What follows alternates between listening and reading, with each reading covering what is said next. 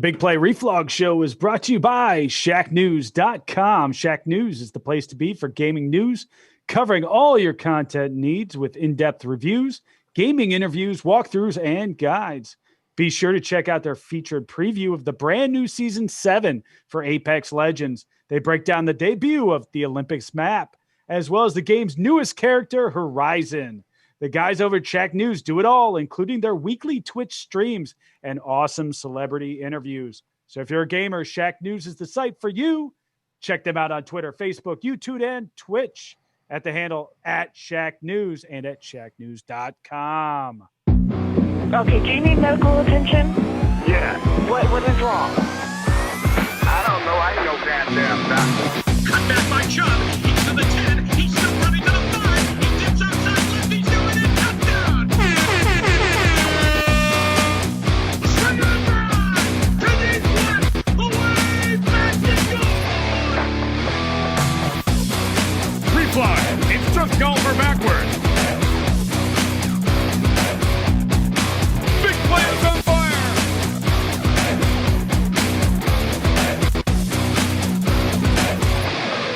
Boom shakalaka.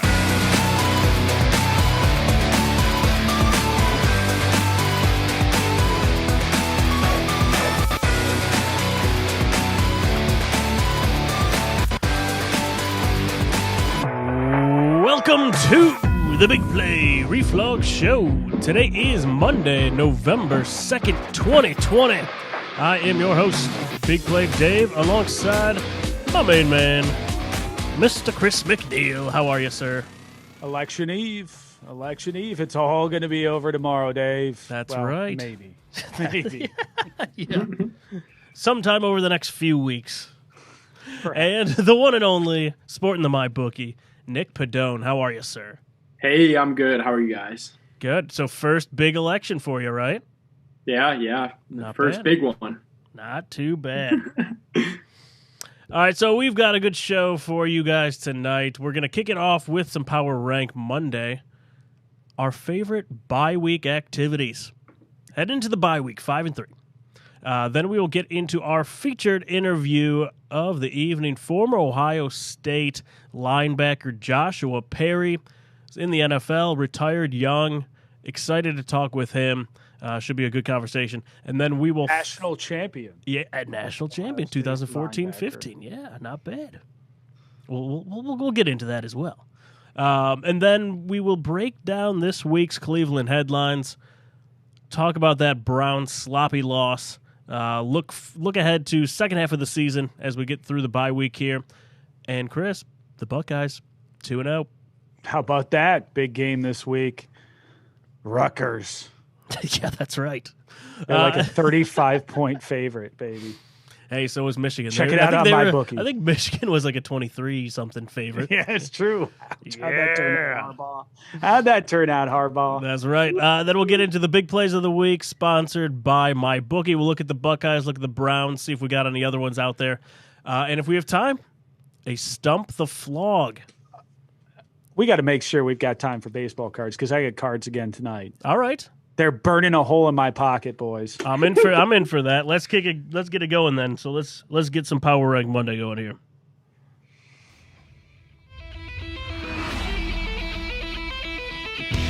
It's time for Power Rank Monday. All right, so it is officially the bye week for our Browns, and we are going to power rank our favorite things to do during the bye week. Could be whatever you guys want. Chores, errands, not stressing out, whatever you want. I will kick it off with my number 3. Red Zone. Scott Hansen or Chris Hansen? I think Scott Hansen, right? Chris is the other guy. Chris Hansen is the one who's going to ask you to sit down. Why don't you take a seat? You're walking with wine coolers when parents are gone. What'd you bring that six-pack for? Yeah, NFL Red Zone. What were you looking to do here today, Dave? I just want to watch Red Zone. What? It was inside the 20. Come on. I was looking for Scott Hansen. But years past, I'd watch the first quarter of the Browns and then kind of flip back and forth between Red Zone. Now it's all Browns. It's changed a little bit. So the bye week, I'm looking forward to that. My number 2, not losing. There you go. That is a thing of the past. A little better this year, but you don't have to lose during the bye week. And my number 1, not stressing out. No? That's no stressing out. Even like on your Easy. fantasy team and other things going around the league. You don't get that invested in the other No, games? you get anxious for that Browns game. You're like, oh God, they're gonna put up 400 yards, and then it doesn't happen. But yeah, that's my number 1. Relaxing. Very good. Chris, what do you got? Very good. My number 3. Mentally playing the schedule game. You know, the game where you go through the rest of the schedule and you try and figure out what the Browns record's going to be. I think we're still looking at double-digit wins. So I will take the appropriate amount of time on Sunday to sit down and just in detail go through each of those remaining 8 games so I figure out exactly how the Browns are going to make the playoffs this year, the year of our Lord 2020. I can't believe our Secretary of State was wrong on his prediction. Yeah, he was. 14-2. Oh, we should call him up. I don't think he's got anything else going. No. Hey, Frank, what's the deal, man? That was a bad prediction. You said 14-2, and they already screwed that up, Frank. Hopefully he has a better day tomorrow, huh? That's right. He's got a big one.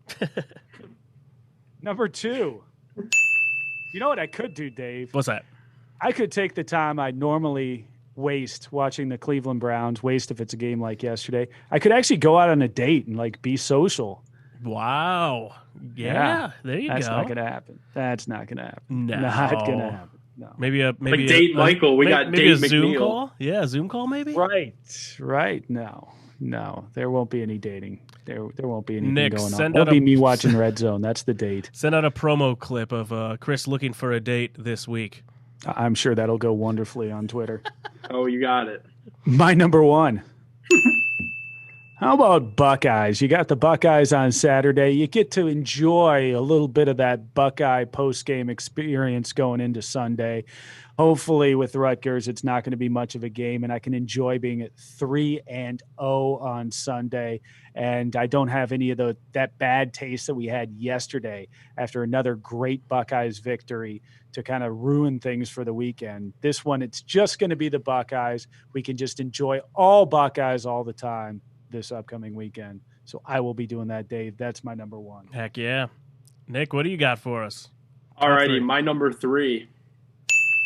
Using my number 3 as a shameless plug here, favorite bye week activity, talking to Bob Vance of Vance Refrigeration, coming What? on my show live on Wednesday. Yes. Bye week done right, if you ask me.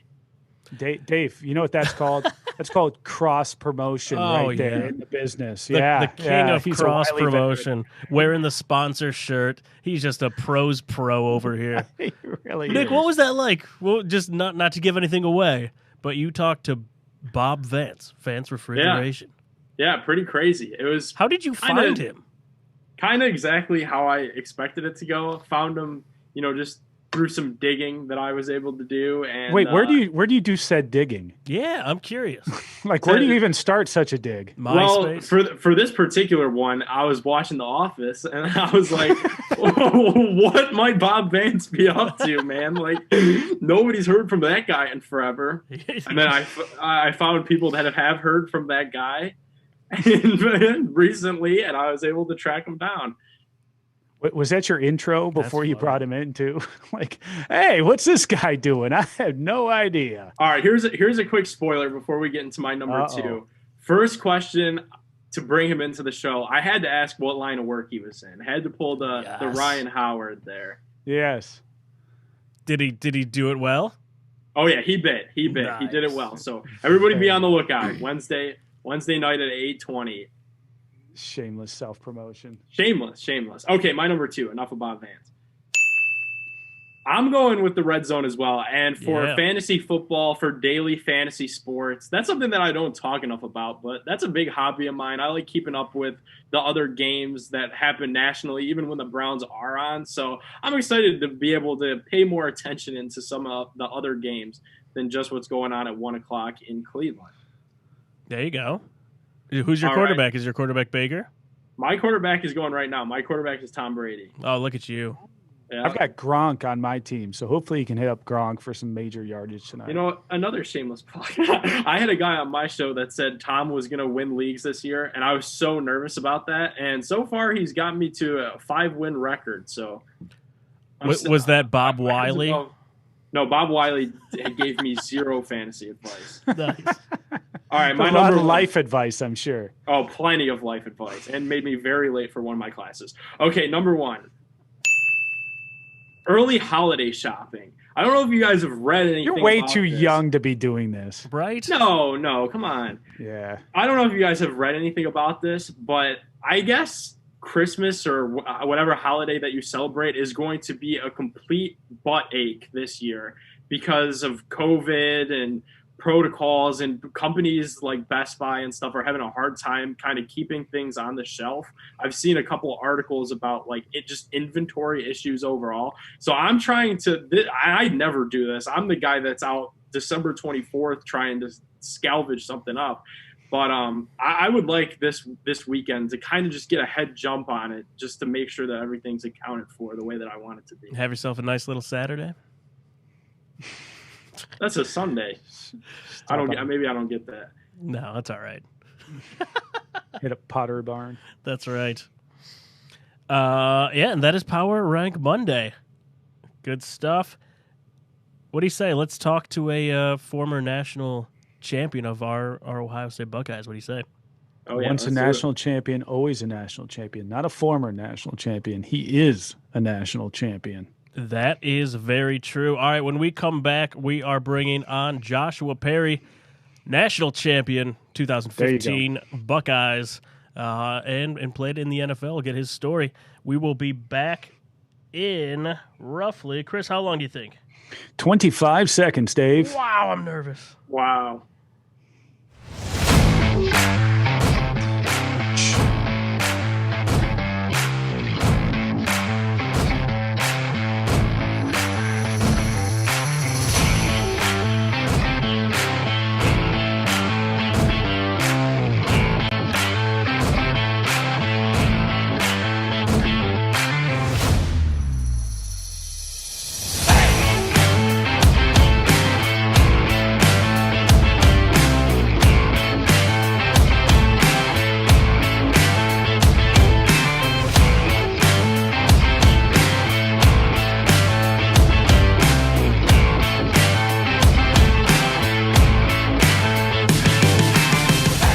Already on the line, we've got former Ohio State Buckeye, NFL linebacker, broadcaster, realtor, he does it all, Mr. Joshua Perry. How are you, sir? Welcome to the Big Play Reflog Show. Hey, I'm great. How are you? Glad to be here. Yeah, absolutely. We appreciate you taking some time.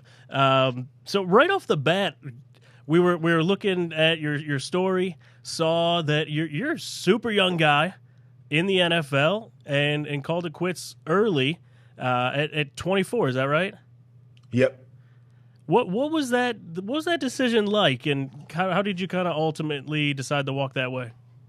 It was a tough decision, obviously not to be taken lightly, but health and wellness and longevity was always first and foremost for me throughout my journey. And so I got to a point where I had to make a critical decision on whether to continue chasing one dream, maybe at the expense of my health, or to call it quits and start a new journey in my life. And, felt like it was the best move to transition into something different. And, it was a difficult day and transition's always tough, but I feel like I haven't looked back since because I'm doing a ton of cool stuff right now. Yeah, so I think I saw you had an interview on, I think it was USA Today, huge national shows. You're doing a podcast I saw. You're doing a lot of Columbus radio type stuff, and you're a realtor now.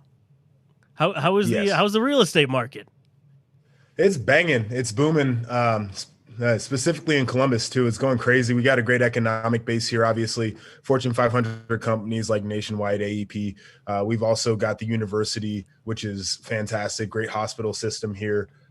Chase Bank, whole bunch of different stuff. And interest rates are super low, so it's really, really, really inexpensive to borrow money right now. And to be completely honest, like apartment housing and rental is lagging behind the demand and the amount of people that are moving into Columbus. So it's driving the resale market up dramatically. So if you're somebody who's looking to buy, it's never a bad time because prices are continuing to go up. And if you're somebody who's looking to sell, it's not a bad time because you probably got some equity and some juice in there. So I'm loving it here, making some decent money doing it, and provides me the flexibility to do the other stuff that I'm into as well. That's awesome. That right there is an awesome elevator sales pitch right there. Very concise, got in all of the major points there. Well done, Joshua. Transitioning a little bit, talking about the Buckeyes, obviously the team's playing well this year. They've outscored Nebraska, Penn State, like 90-42. The offense is averaging over 500 yards a game. What when you look at this team right now, do you see any weaknesses on this Buckeye squad? When we start talking about weaknesses with Ohio State, I feel like it is absolutely nitpicking. But if I had to, no, I mean, it's true. If I had to look defensively, I would say that you want a little bit more consistency in the secondary of the defense. And there are very young players back there. And so it's to be expected that there are going to be some hiccups because playing in the secondary, obviously, especially in an aggressive defense like Ohio State runs, those guys are on an island and they're expected to do a lot physically, but mentally it's a challenge because it relies heavily on communication pre and post snap. And so you want to see a little bit more consistency, and you want to see the defense take the ball away a little bit more. I'm very satisfied with the amount of negative plays that they create. They're playing behind the line of scrimmage, and I think that's awesome. I want to see them take the ball away more. Offensively, you feel like the running backs we have right now, from what we've seen, aren't guys that'll hit a home run. Master Teague did a really good job against Penn State in getting yards through the inside of the defense. You felt like he's a guy who's going to square up a linebacker or a safety, which I can appreciate. But when we're talking about hitting a home run, I don't know if we have a guy like that.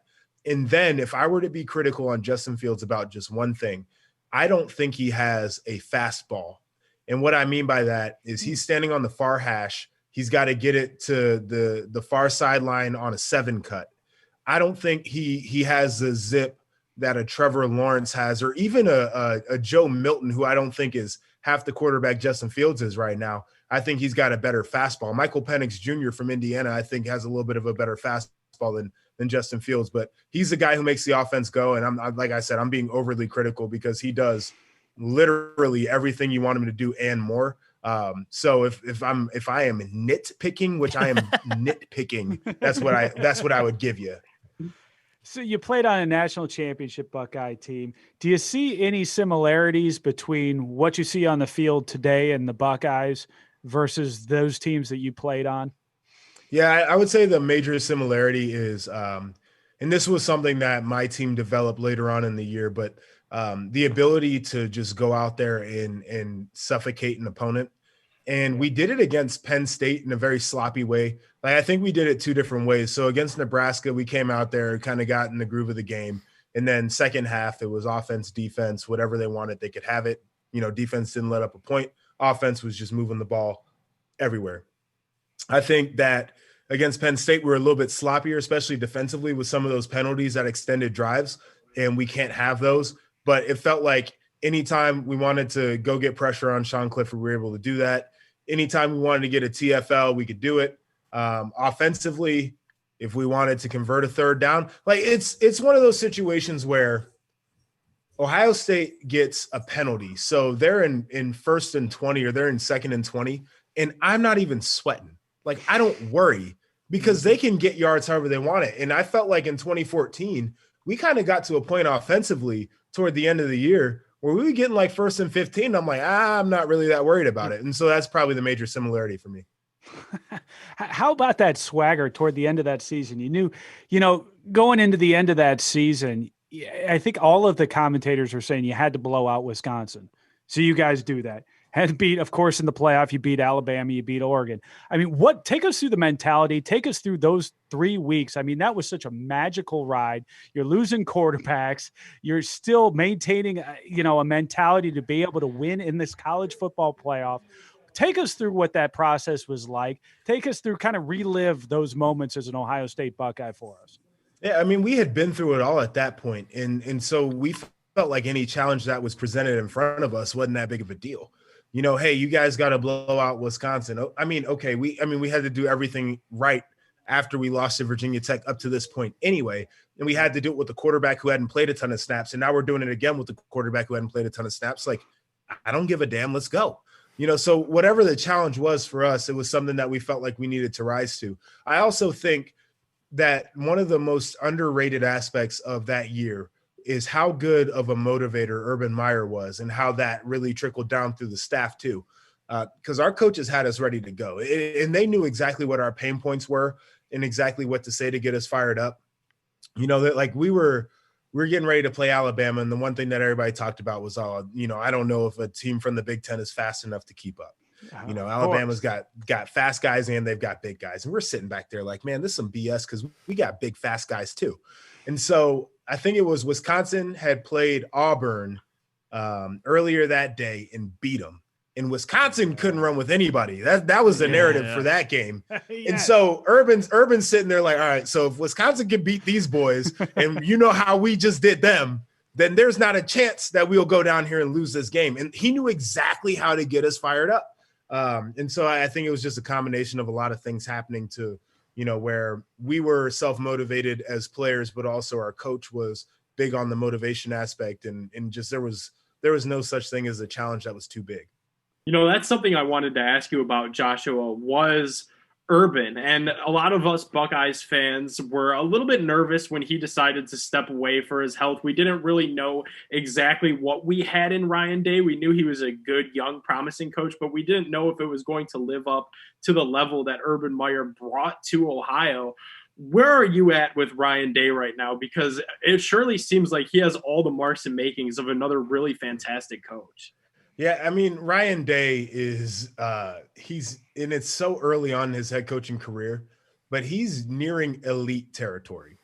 And what I mean by that is we saw in a 3-game sample size what he was able to do when Urban was suspended. And then he gets the job at Ohio State. And it's not an easy job because, you know, you have to recruit at the highest level. There are a ton of media obligations.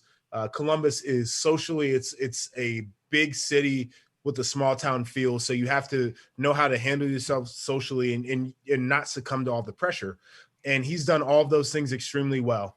And he's made the players feel really good about the transition too. They all love him. So that's one thing. Then you go out on the field and you see the product, and he put together a hell of a coaching staff. And now all of those guys are out there doing everything they need to do to be successful. And it seems like he won every game last year, enough margin to be impressed, you know, a lot of double-digit wins and against some really good teams, takes his first ever head coaching job to the college football playoff and loses a really competitive game that you feel like they made a couple of mistakes, but they also had a couple of calls go against them that you feel like could have put them in that situation. And now he comes back and you feel like it's even better than it was a year ago when they made the college football playoff. And it's all of those things. And then you put all that to the side and realize that Ryan Day is also a guy calling plays, and he might be the best play caller in college football right now because the way that he sets up his offense, it was how come we don't run more jet sweeps? Like, what are we waiting for? And then we get the jet sweep at Penn State and it goes for 63 yards or whatever. And then they're using that same jet motion to set up the inside running game, which we struggled with in week 1. And Master Teague goes for over 100 yards. And then you get into a 4th down, and it's typically a situation where somebody's running a sneak, or, you know, you're gonna run it up the middle, whatever the case is. And Ryan Day is like, no, screw that. We're gonna throw it to our tight end on a corner route. And it's literally some of the best play calling I've ever seen. And I've been around really, really great offensive minds. Tom Herman was a hell of a play caller. Urban Meyer's whole offense was fantastic. But I look at Ryan Day do it, and he's on a completely different level. Oh, that's refreshing to hear. You know, as a former player, I know you guys don't like to look ahead. You know, it's 1 week at a time. When we start to look ahead, though, we talked about Clemson. Trevor Lawrence was a guy that you mentioned earlier. Who do you think stands in the way of the Buckeyes in 2020 winning a national championship? It's a 3-team race, and I feel like it was the same thing last year. Is, you know, like you're kind of jockeying for that number 1 seed in the playoff because, you know, whoever the number 4 team is, you know, that's an easy dub. right off the bat. And so it's Clemson who has a quarterback, and we've seen that. I don't think they have the wideouts that we do. I don't know if their O-line is where ours is at. They've got a solid defense and a great defensive coordinator who has been one of the top DCs in college football for years. And then you got Alabama, and it's the same thing. I like their quarterback. He's not Trevor Lawrence. He's not Justin Fields, but he does a good job. They still have a deep wide receiver core, even with Waddle out. They do a really good job. Love their running back. Their O-line's always solid. They've got a defense that has good players, and their scheme is complex. And Nick Saban, it's hard to bet against. But then you start to look past that, and it's like, okay, Notre Dame, they're a fraud. I honestly, this is probably a hot take here.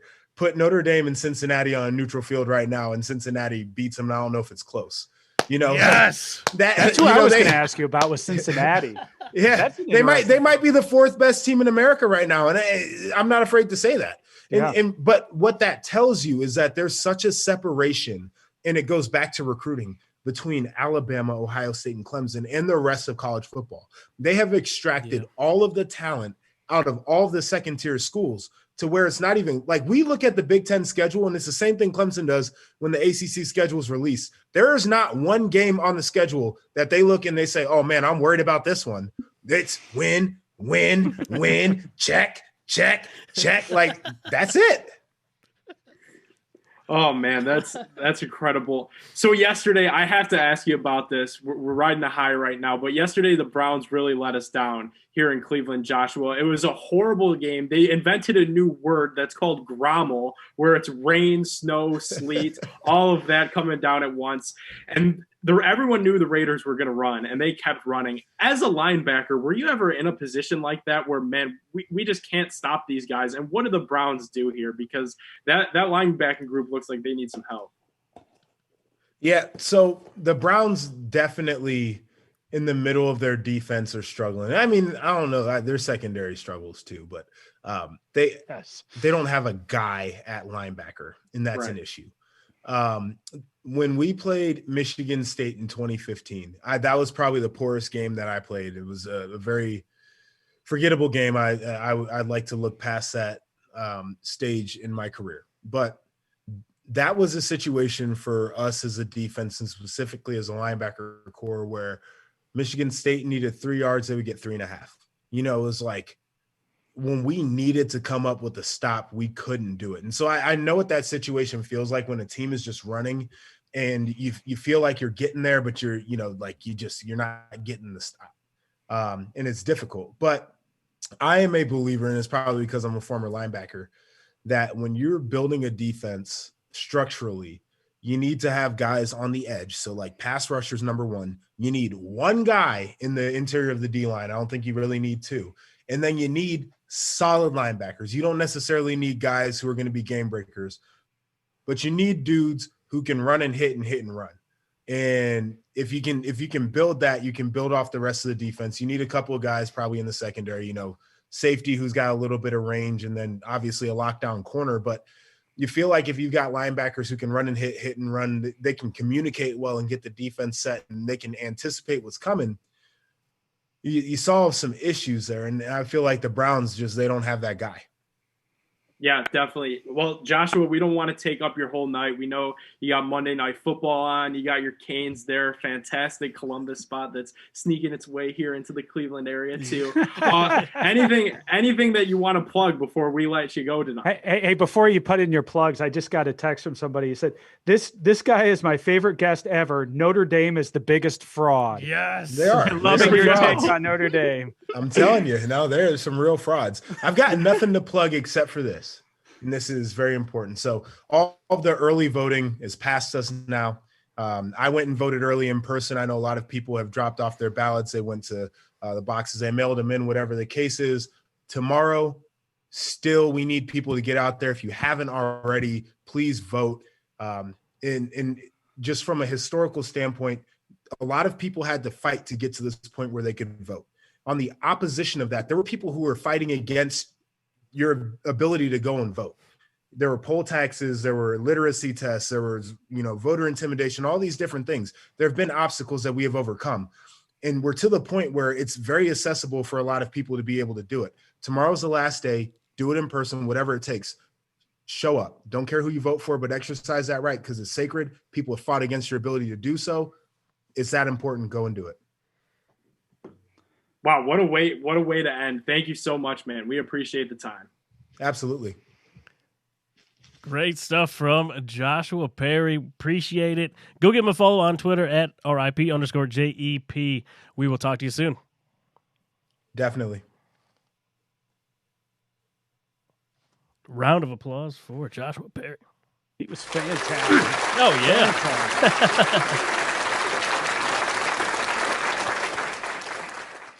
How about that? We have the Secretary of State on to talk football. Then we have Joshua Perry on to talk voting. I mean, that's just the way the show works, right? Not bad. It worked well tonight. Yeah. That's a good message. He brought it. He did. He had me all pumped up until Nick had to go and ask him about the Browns. He had me riding a high talking about all the Buckeyes and reliving his national championship and getting me all high on this team and talking crap about Notre Dame. And then Nick's got to come in there with the Browns question. Well, Right. he gave me optimism. throughout there. That's true. All right. He Speaking said of we optimism. have no linebackers. Yeah, right. that gave me all Shoot. kinds of optimism. We have a cover corner, though, Chris, and a DN. That's true. Keep building it. Bring the positivity back because we are talking about our holiday giveaway for a family in need, probably a few families. Friend of the show, John, he brought this idea to us. He wants to help out families around Thanksgiving, pay for that Thanksgiving meal for anyone who needs it. So if you know someone or you yourself, is kind of struggling, send a DM to the Big Play Reflog Show Twitter handle for your chance to win a free dinner. And I think we're going to be giving away a few of those. So good stuff from John, and we'll get some tweets out this week to kind of promote that. That's a great idea. Now, let's talk some Cleveland Browns. Headlines? Cleveland Browns? Perhaps. Yeah, I say let's go with headlines. In 3, 2, 1. Launch the headlines.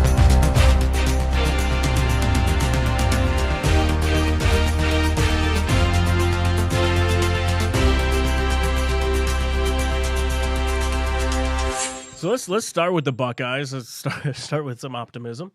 Yes. 2-0, we talked about it. Beating Penn State 39-25. Justin Fields averaging almost 300 yards a game, 6 touchdowns, 0 picks. Chris, do you think he can win the Heisman only playing 8 games? He may play more games than Trevor Lawrence when it's all said and done. That the is way true. things are going, right? That is true. Right? Everybody was saying, "Oh, he shouldn't win a Heisman even if he plays well because they didn't play a full schedule." Well, now you're going to have to eat some of those words if Trevor Lawrence keeps missing ball games. But he's just been incredible. He really has. He throws so accurately. I mean, if you take out those drops, he's near perfect on the season still. It's just unbelievable. And this is an exciting team to watch. I think they can be something special. I think their biggest opponent throughout this year, at least until they get to the playoff, is going to be COVID. They're going to have to make sure that they stay away from any issues there. And if they can do that, I think we're in for a magical run. Harken back to Joshua's team back in 2014 and 15, because this could be fun, boys. Oh, how fun would that be? Yeah, we need it. We do, sure. man. Yeah. Now let's talk some Browns because yes, it was a crappy game, super windy, messy, sloppy game. What was the term again? I think it was Grompel. It's something along those Grapple or lines. something. We'll go Grapple, with I that. think. Yeah. What was it? 16-6. Nick, Yeah.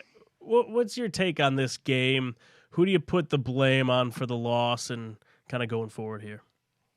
Well, my take on this game is we looked like the West Coast team that flew in to the AFC North to play because the Raiders came in just better prepared. They out-toughed the Browns. That's my biggest takeaway was you lost this game up front. Jedrick Wills, in the 3 games that you lost, has played really poorly. He graded out horribly today when you look at the PFF stuff. And then 3 false starts, by the way. Well done. And he's rough. good. And typically, even in the wins, he's good for getting the snap count at least once a game. But thankfully, Baker or Kareem Hunt or Nick Chubb have been able to get out of those holes. But he is good for a penalty at least once a game. And that was his red flag coming out of college as well. I hate to bring that back up. So I just think you lost this game in the front. Same with the defensive line. It was by far their least impressive performance. And overall kind of disappointing because I'm watching on my TV right now another NFC East team that's playing a physical brand of football, and they're winning a team that could possibly, some people think, I don't personally, could go to the Super Bowl. So anything could happen on any given Sunday. We saw that this week. The Vikings beat Green Bay. Who saw that coming? Cincy beat Tennessee. Yeah. Who saw that coming? Any given Sunday, goofy stuff in the NFL, and we fell victim to that on Sunday, Dave. Do you know who actually looked good, though? This sounds weird to say, but I thought Baker actually looked pretty good outside of those huge 3 drops. I think we had like 5 or 6. Five drops total in the game. But, Landry, you think he'd catch one of those. That last one, that was tough. Njoku was tough. But outside of that, he looked pretty good. He only had 6 possessions, right? Like, what was the time of possession? We had 6 drives. We had 6 drives total. That's just messed up. We needed to run the ball, and we need to run the ball consistently, and we couldn't do it. We just could not get over the hump. It's very frustrating. I liked some of the rollouts of Baker because we had space on the sides whenever we would do that. Yeah, he started the game with a bootleg. Yeah, the little bootlegs, the little rollouts. I like that. But you've got to be able to, at home, in conditions that you've got to learn to play in, you've got to be able to control a ball game. And we did the exact opposite. We let ourselves get controlled. The Raiders were able to just hog the ball the entire time and just run it down our throats. And there wasn't much we could do about it. And that's really frustrating in a game that, it's not a must win, but this is a win that we should have had. And this really would have put us set up in a great spot with 2 weeks here to prepare for the Texans, which we probably only need a few days, hopefully, to prepare for. But it would have left a better taste in everybody's mouth, just going out and getting the job done going into 2 weeks. Yeah, I have that time of possession as well, and it's about as ugly as you would have expected. Raiders had the possession for 37 minutes, Browns 22 minutes, and only had the ball on offense 6 times. You're not going to win many football games like that. No, if you drop passes and you don't move the chains, you have no chance. And Chris, do you chalk this up to just sloppy play, or do you think this is a bigger issue? We don't have the line to go against a 500 team. I'm not going to go to the extremes on this one. I think this is a sloppy game. I think this is a bad game. This was a setback game. But this is a team, if you back up a little bit through half the season, is in a pretty good spot. So this could be, Kevin Stefanski, young coach, a great opportunity for him to rally the troops, go, hey, this is a bad game. We're not going to sit here and hang our heads for 2 weeks. What we're going to do is we're going to prepare for the Texans. We're going to get ready for the second half of the season. We know we've got the Steelers. We've got the Ravens. We need to go out and we need to play well in those games. Now, you don't want to look too far ahead, but when you're looking at the games as a bunch, if they could come out and really play the type of ball that we know that they're capable of, this team's a playoff team. This team's a playoff team, and I don't want to lose that. I don't want to get sidetracked because of some nasty game we just played against the Raiders. Right. When if we just do what we're supposed to do for the rest of the season, we're going to be in the playoffs. And that's where I look for Stefanski to have the upper hand over, let's say, a Kitchens from last year. I have a lot more confidence in Stefanski being able to right the ship in the middle of the season and get us going once again and pick up when we get to the Texans. If I don't think we will ever lose a game again when we only punt twice. Yeah, how about that? Isn't that crazy? How about this? Speaking of punts, kind of a disgusting stat too that comes out of this one. The Browns have forced 1 punt total in their last 2 games. Oh so when that turnover magic ran out, and it ran out yesterday, this defense is bad. Yeah. I'll tell you, here's a bright spot. Olivier Vernon finally showed up. What do you have, 2 First sacks? sack and his second sack. Possibly his last game as a Brown. Oh, Perhaps. Ooh, this is a hot take already. what do you got over here, Nick? I don't know if it's a hot take or Insider info. that's something that's been discussed. No, that's coming from Jake Trotter. Said that could be a name. You know, he's just one of those edge rushers that's aging, and he's on the last year of his deal. So it could be a smart move. After watching the defense as a whole yesterday, I think they just need to keep as many defensive players that have any sort of a pulse for these final 8 games. I don't know if I'd be willing to, shell out Vernon for just picks at this point to a contender. No way. Were the Browns showcasing Olivier Vernon yesterday? They could have put him in position against a third string right tackle. Maybe. Why not swing Garrett over to that side? Especially it was like Denard Avery. We showcased him and then traded him immediately when he looked decent. Right. By the way, Denard Avery, a guy that didn't fit the system. What is the system? I'm so sick of that. Because Joe Wood's system was not good yesterday. Joe Wood's system was, oh boy, getting gashed and staying in the zone until the goal line stand. That drove me crazy. Yeah, I'm not going to trust any news on Olivier Vernon getting moved until I see it on Sir Yacht's Twitter. He's getting torn apart tonight as the show is going on. I mean, unless he tweets it, I don't believe it. Oh, that's hilarious. But Nick, I mean, Speaking of which, me versus Nuggets here in a few months. Yeah, there we go. There we go. That's right, back to his roots. That's right. Maybe he should stick to Nuggets and maybe not breaking news. Leave that to Schefter. Leave the Nuggets to Sir Yacht. Yeah, come on, Chris. You're telling me you're not driving down to get a Michael Thomas Browns jersey tomorrow after the deadline? No. Not yet. But Nick, do you want to be one of these teams that make all these trades at the deadline? Because you've got a guy like Jacob Phillips, you got a guy like Grant Delpit, who you haven't seen yet. Do you really want to go out there and make these trades that might be good for a year and not kind of stick with the process? I know the defense is awful, but what do you want them to really do? It's a process. It is a process. Right. That's the thing. And fans don't want to hear this because it's the same junk that we've heard, all of our existence of being a Browns fan is, well, we just got to sit and wait. Well, we got to see how the draft pans out. Well, this city is sick and tired of sitting and waiting because we finally thought we had a good team last year and we had to sit and wait throughout that garbage. But seriously, when you look at the players that got traded today, right? Desmond King for a 6th round pick. I know Browns fans were really aggravated about that. Well, here's the truth about Desmond King. One, Drew Rosenhaus is his agent. So any hopes of re-signing Desmond King after those 8 games, you could take those hopes and you could throw them right out the window because Desmond King would be an 8-game rental.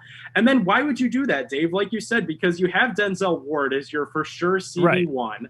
And then we haven't seen Grady Williams. Why piss off Terrence Mitchell, who is a veteran corner on an expiring contract that you could definitely return for a cheap veteran depth piece next season? You probably don't want him being your second starting quarterback.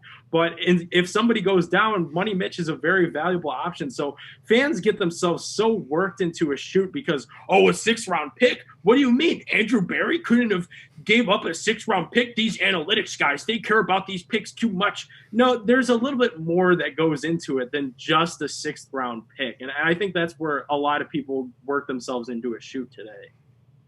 Nick breaking it all down. Very nice. That's right. Nick, let's break down some bets for the week. All righty. How about we do that? Let's do it. All righty, boys. Well, you see me wearing this shirt today because the big plays of the week are presented to you by MyBookie.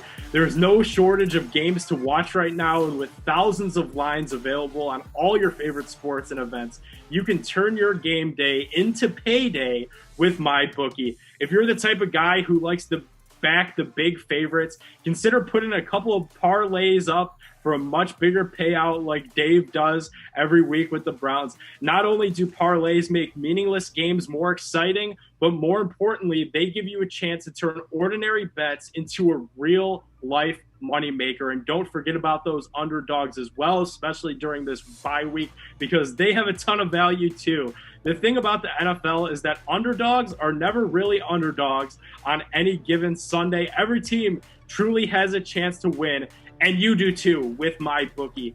Game spreads, championship futures, and player prop bets. It's never too late to get in on the action and start turning your sports knowledge and intuition into actual cash in your wallet. So here's what MyBookie wants you to do. You're going to sign up at MyBookie, and when you do so, use our promo code BIGPLAY to claim your deposit match dollar for dollar all the way up to $1,000. If you put in 100, they're going to give you 100. You have 200. It's a bonus designed to give you a little help and a head start on your winning season. That's promo code, all caps, one word, big play, for you to claim your bonus when you make your deposit. Ohio State bets, Browns prop bets, player props, presidential props for tomorrow, and all the major sports and more. Sign up today. Begin your winning season exclusively at MyBookie. Woo, that's a long read. Well done. That is a long read. Well done. Give me a bottle of water. All right, so let's look at the Buckeyes. So Ohio State, Chris, you mentioned it earlier, Rutgers this Saturday night. Buckeyes 37.5-point favorites. You think they can put up 40 over do Rutgers? A blackout for Scarlet. Oh, come on. Come on, do a blackout or whiteout or whatever. What do you think? 40? Oh man, I don't know. That's a big number right there. It's Rutgers, Chris. I'm gonna turn it over to my intern here, Noah. What do you think? The spread on Ohio State Rutgers 37.5. Can Ohio State cover on Saturday? Didn't Rutgers beat Michigan State though? Yes, yeah, but it's Rutgers, Dave. Michigan State beat Michigan. Powerhouse team. Hey, Indiana's 2-0, remember? Yeah. Don't forget that. Greg Schiano's back No, there. they're not going to cover. Noah says they're not going to cover. He's a real downer over here. I'm going to say they cover. I'm going to go against my intern. It's me versus Noah. Hashtag me versus Noah. I say we got it. We cover. Noah says, no, we're going to squeak by like 21. Yes. All right, Nick, back to you. NFL season before it began, the Browns win over-under was 8.5. Ooh, halfway through, are you wishing you took the over? I did take the over, and I'm very satisfied that I did so because I used MyBookie, used promo code BIGPLAY, and nice. I got the over. Dave, when you look at this schedule, we're not there yet. We play Jacksonville, we play Philly, like you guys said, we play Houston. Come on. There's your 8. There's your 8 right there. You got to win one more game. And this is a team that Chris said is going to the playoffs. I'm not hitting the panic button at all. The 8.5 was perfect then, and it still is now. All right, so let's show our range with this one. The Columbus Crew, Chris. Ooh, let's break down some Crew. Are got my crew gear right up here. Half a goal underdogs against the Orlando City. Is that the team? I don't know. Sounds about right. This Wednesday. Are Jimmy Haslam's guys going to be able to pull this off? Well, I don't know if you know this, but they won yesterday. Did you see that? I did. You know what? I they actually missed that. They beat the best team in the league. So Jimmy Haslam had a split yesterday, I do believe. Are we talking soccer? We're talking soccer, nice. My friend. Yeah. So yes, he lost in his Browns, and then he won with the Crew. And I'm going to say that the Columbus Crew are going to go and they're going to cover against Orlando City. You know, I don't like Orlando City's defense. I think that they can be exposed, and I can see this Columbus Crew, you know, I could see them putting together an offensive surge and really taking it to Orlando. So I'd pound the over with the Columbus Crew. Let's go Crew. Hashtag save the Crew. Is that Browns game that bad that we're breaking down? Soccer. Absolutely. We're going to Haslam's other right. ownership. Chris, we haven't talked about this much. The Masters is almost here. Oh man, can you believe that? That's weird. Yeah, I love it. I'm going to dig that. You know what it kind of reminds me of, and I don't know if you remember this. There used to be in Thanksgiving or around Thanksgiving time was the Skins game, And it used to be a big deal back in the day. And that would be in November. And that was like the big golf thing that people would look forward to. And that fell off in popularity. They tried to revive it a few times, and it really just never came back. But now you've got golf. Obviously, now this is a major, which is the next level, but it's really cool to have it in November, especially after the year that we've had, to have something like this kind of unique to look forward to. I know ESPN is going to do a game day. Did you see this at Augusta? Yeah, very cool. Yeah. Which could be really cool. I'm really digging that. So yeah, I'm looking forward to this bad boy. Do we have some odds on the golfers? Yeah. So who do you think is the favorite, Chris? Who would you bet on? You followed this closer than me and Nick. Who would be your favorite? Probably Dustin Johnson would be my pick. Right off the bat, he's long off the tee. He's been playing pretty well this season. I'd see him probably as a favorite. Who do they got listed? They've got Rory, John Rahm, who's been phenomenal.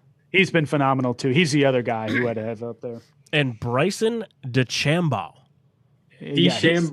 DeChambeau. Long hitter off the tee. He's the favorite.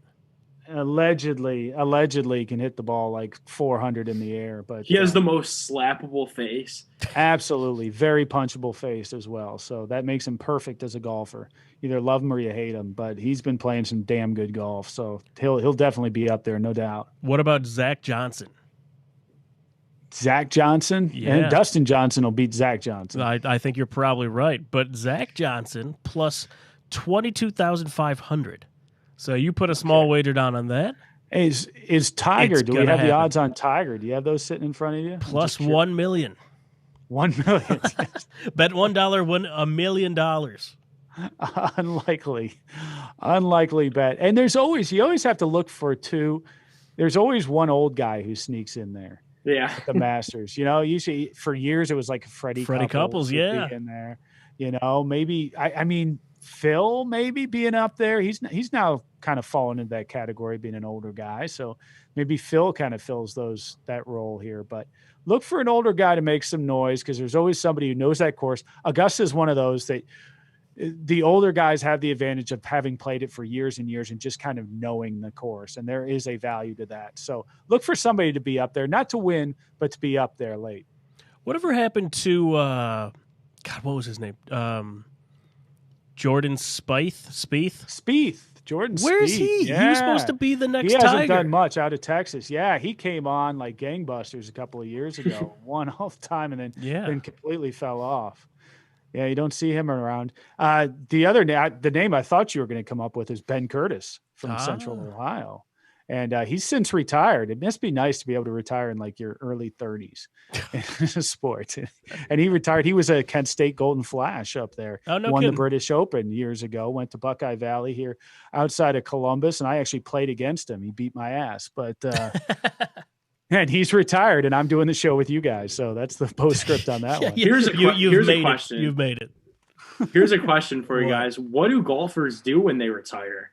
Because isn't that what normal people? Yeah, he's probably a starter at the golf course. Well, if you're anything like Jack Nicklaus, you build golf courses and I guess support Trump. That's what he did last week. Right. That was a good tweet on your behalf, Chris. Yeah, as an undecided voter who was waiting to see. Really waiting for that one. What Jay Cutler and Jack Nicklaus were going to endorse. That really cleared things up for me. How about Lil Pump? Did the Lil Pump endorse? Yeah, I saw that one too. Man, oh man. Talk about silly season at this point. Can we just get this election over with, please? Oh, no kidding. My God. No kidding. All right, what do you want to do, Chris? Stump the Flog or baseball cards? No, we want to play baseball cards is what we want to do. Chris is nervous he's going to get beat at Stump the Flog. That's right. I know I'm going to get beat at baseball cards. I could be embarrassed. Stump the Flog. No, it's going to be close. We're going to do it. Really? Okay, we'll do it next week. Hold it on for next week because I got baseball cards right here. I've got Upper Deck 1990. I got Fleer 1990. The Fleer I just opened because I forgot that I should offer it up to you before. But I didn't even look at the card that's in the back. Yeah, I'll go Fleer. You're going to go with the Fleer. Okay. Yep. And we're going to have Noah is going to be our judge. Noah, this is 1990. You remember that season very well, right? So the first thing you've got, Dave, is the Fleer baseball quiz. And then we've got outfielder Marquise Grissom, Woo! That is starting off strong. former Cleveland Indian, also an Expo. I didn't realize he played for the Expos. Must have been before the Braves. And then Yeah, before for the quite some time, I think. Darnell Coles, No. Matt Williams, Wow. also a Cleveland Indian All there. right, I've got two keepers. Mark Lemke, No. Willie Randolph from the Dodgers. All right. Jay Tibbs. Oh, here you go. Here you go. Ricky Henderson. Oh, get out of here. Ricky. Stealing a base. Third base. Oh, here you go from the New York Yankees. Also your Cleveland Indians. Eric Kerplunk. Oh, God, keep going. That's Oh, an right. A+ last name. If you play baseball, your last name's Kerplunk. It's just Plunk. The Kerr I added. You don't know who Plunk is? Oh, dude, No. Plunk is like, he was Yeah, the Eric Plunk. equivalent of like Shaw for you, I guess. Oh, Brian Yeah, Shaw, yeah, except I'm glad I not don't as know. good. From the Rangers, Cecilio Guante. He was a pitcher. Nope. Pete Incaviglia. I remember the name. Nope. Harold Evans. He sounds like he's a coach these days. Uh-oh. We've got a dual card. Delino DeShields, senior, All right. and Jason Grimsley. That's a good card. Do we count Jason duels? Grimsley. Do you remember Jason Grimsley's claim to fame with the Cleveland Indians? No. He's the guy who crawled through at Old Comiskey Park. He climbed through the ducts to go get Albert Bell's bat back. That From was the umpire's him? room. Oh, that's a That was phenomenal Jason story. Grimsley. Yeah, that was Jason Grimsley. We got Todd Zeal, All and right. we got Mike Benjamin. All right, I am going Matt Williams and Ricky Henderson. Okay, Matt Williams. I pulled out Marquise Grissom for you, so I'll go back. I'll pull Yep. out the Ricky Henderson. So Ricky Henderson, Matt Williams versus. I am now opening up the Upper Deck. Those were the best cards back in the day. Upper Deck. I loved Upper Deck cards. I don't know how many cards are in this pack, so I may have a smaller pool to pull from. Here we go. I've got Darren Jackson. No. Jeff Robinson. No. I got a checklist. That's my best card so far. Oof. Let's go with the checklist. That's a starter. We've got Vance Law from the Cubs, who wears specs. I may keep him just for the specs. Andy McGaffigan. Who can forget him? Another checklist. So I've got two checklists so far. There you Put that go. up against anybody. Tom Henke from your Blue Jays. Dan Gladden from the Twins. A hologram of the A's. Julio Franco. There you go. There we go. You're on the Go board. Julio Franco. He's the complement to Ricky Henderson. Both played forever for 50 teams. Oh, and yeah. They're probably both in the single A somewhere. Julio's Just- playing in Japan right now. yeah. He's 70. Harold Reynolds. That's Oh, not and how bad. did this happen? With the Yankees, Eric Kerplunk. Wow. So we both got Wow. Eric Plunk for the Yankees. Just throw them both out. Kelly Downs and Pete O'Brien of the Cleveland Indians. Do you remember Pete O'Brien? I sure don't. Nope. First baseman. Hmm. And Gerald Young. And then another checklist, my third checklist. Who is your second? I don't know. I got Julio Franco and I've got, oh my gosh, Eric Plunk, Harold Reynolds. I'd guess probably go it's- Harold Reynolds. I guess it's going to have to be Harold Reynolds. I mean, wow. Harold Reynolds it is. Harold Reynolds, Julio Franco versus Ricky Henderson and Matt Williams. Who you got, Noah? Henderson and Williams. That would be you. Circle gets the square. Thank you. Thank you. I That am was a back rough to one. winning. That was a rough one. When you pull out an Eric Plunk from two different stacks, that's tough. Yeah, that's rough. That's rough. All right, you want to do a very quick stump the flog? Oh, sure. I'm on a roll, Dave. I'm Right? feeling it, baby. We're bringing My it back. fantasy team lost. My Browns lost. I just lost at baseball cards. Let's go. What could go wrong? Because we are going to talk Maction. Oh, Wow. Wally all right. Zerbiak. We're gonna go pretty easy here, although never easy when you're on the spot. Oh, jeez. Stump the flog, back and forth. Chris, do you want to go first or defer? I'll go first. All right. Name all the schools in the MAC. Miami of Ohio. Correct. All right. Kent State University. Correct. They go alma maters first. Well done. Correct. BGSU. All right, the University of Akron. Correct and correct.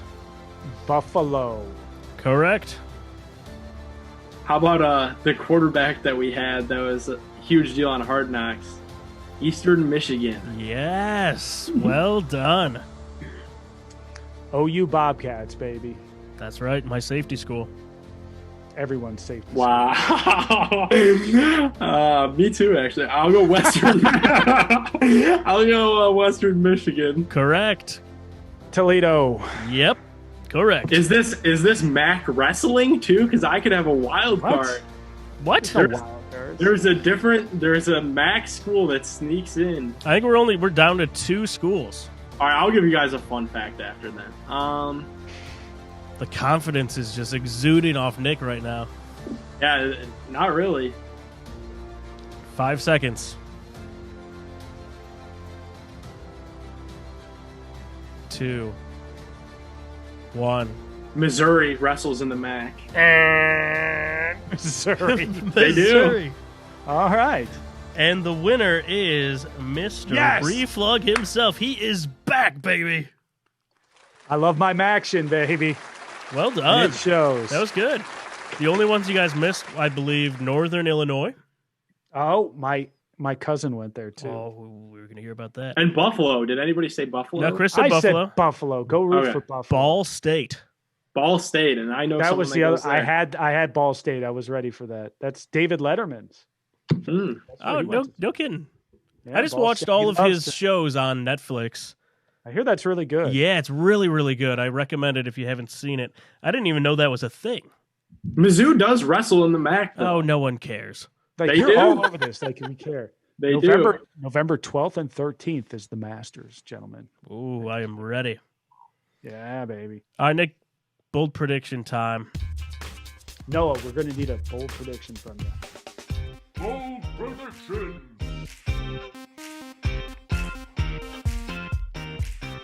All right, Nick, what do you got? All righty. So we know election is tomorrow. We heard it from. Oh, do not give us an election prediction. Oh, it's a good one, Chris. You want to hear Oh, this one? We heard from Frank LaRose. We heard from Joshua Perry. Yeah. It's going to be a presidential tie tomorrow. Oh, First time in 220 years when Thomas Jefferson ended up taking down Aaron Burr after some weird stuff went to the House of Representatives to become the 3rd president of the United States. a duel That's would be awesome. A Biden-Trump duel for the presidency. How great would that be? That's a runoff I want to see. 2020, baby. I love it. That's Par for the the best course. way. That's the best way to go out in 2020. Have our presidents in a duel runoff. That would be fantastic. All right, Chris, does Noah have a bold prediction for us? Noah, do you have a bold prediction for us? I think Andrew Barry makes a huge move. How huge and what position? Uh-oh. He's going to package Odell back up. He can't move Odell. Yeah, you can this year. Odell's- You can. Oh, you you can. can. They changed it. Oh, you can. Okay. All right. My bad. Wow. To the Patriots for Stephen Gilmore. All right, so That's Sir Yacht. he's He's got Sir listening Yacht to in his Sir room. Yacht. That's not Noah. Oh, is that a Jeez. Sir Yacht call? Yeah, that's a Sir Yacht. call. Yeah, that's a So Sir he's Yacht. echoing. He's echoing a little yacht over here. Yeah, All get right. Sir yes. Yacht out of there. All right, We want the real Noah back. that's We right. want the real Noah back. My bold prediction. I'm going to go reverse Noah. The Browns are going to do absolutely nothing. Wow. I don't That's think that's bold. very bold. I don't think. I that's think very it's bold. They better. I Not to think that's do what they're gonna anything. do. That defense is bad. I know, but this is the Browns. I mean, I really This don't is true. expect them to go too far off script. I mean, No. really, analytics say you don't make many trades in the NFL, right? You need a Ronnie It's Harrison true. type deal tomorrow. You give a Yeah. mid-round pick for a younger dude with a lot of upside. I'm prepared to do nothing. And Could that be was the bold reality. predictions. Yeah. All right. Thanks to everyone for tuning in tonight. Appreciate everyone in the comments. We had a few more donations out there. Beautiful. Jared and Cam putting money into the pool there. So awesome stuff. And we will see you next Monday. No Browns, go Buckeyes. Shout out to Shaq News, my bookie, and our guest Joshua Perry. And we'll see you next Monday night. Let's go. Okay, do you need medical attention?